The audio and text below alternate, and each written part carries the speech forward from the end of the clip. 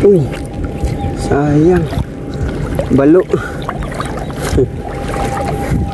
Kawala.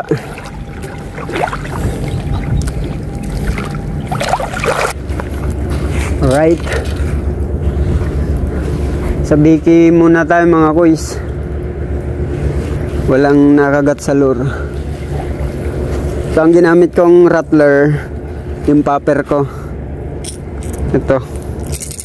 Hindi ako nakadala ng hindi ko nadala yung setup kong sa biki. Tapos ito naggawa ako. Buti may ako dyan, may mga extra kong hook. Bukan natin.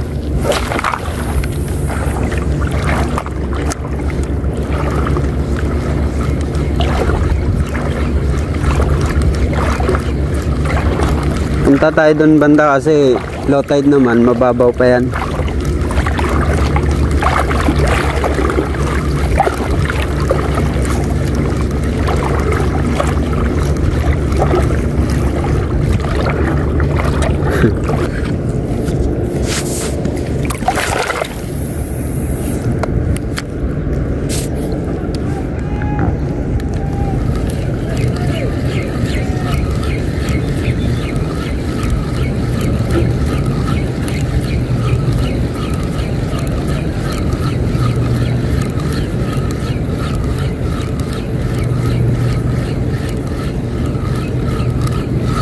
Nag-strike.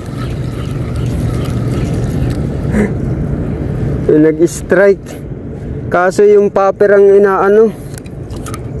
tinitira. Yung popper yung binabanatan, hindi yung sa biki. Ano kaya yun? Dapat pala may hook. Kaya lang bubuhol.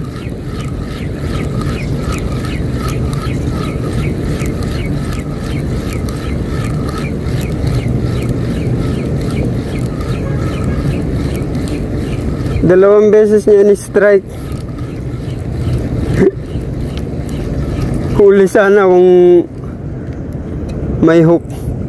So mga kuys, pauwi na ako. Ayan yung fishing ko. Fishing gear. Bale, na zero ako. Ang gagandahan, may naglalambat doon. Humingi ako sa kanya. Sabi ko, kuya, pahingin pang ulam. Ito binigay sa akin, no? Sabi ko, kuya, pahingin pang ulam kasi walang huli. Ayan, no? Ang dami. Hindi na pang ulam to, pambenta na to eh. So, anong isda kaya to mga kuys? Paidi nga. Masarap daw sa paksiw, sabi ni kuya. Hindi ko kasi yan nahuhuli sa lure eh. Ngayon ko lang nakita yung isda na yan eh. So, kahit pa paano, may mauwi ako. Diba? Zero, pero may huli. Ano ba yun? Hindi yan hindi yan pera lure. Ano yan, kapal mukha lure.